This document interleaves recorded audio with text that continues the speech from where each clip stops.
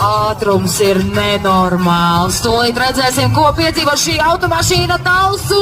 Visbīstamākā vieta šajā trasē. Wow!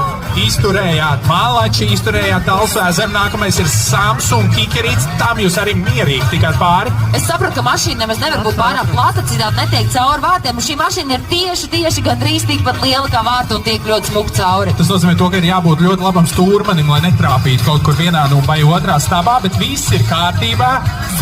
Šobrīd atkal jāsaka viens no ātrākajiem braucieniem trasē, tīri pēc sajūtām. Vienīgais tāds šai karietei nav logu tīrāmie, tā kā tās putas noteikti ir iztraucējuši šobrīd to redzējumu, jo viņas slīd lēnām ļoti pa to stikliņu, tā kā redzēs.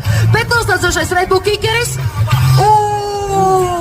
Ļoti labs finišs, paskatieties! Wow! Redzēju, tur ir iebūvēts bremzes šajā automašīnā. Vispār nebija nemaz jāgriež šķērītē. Ļoti labi.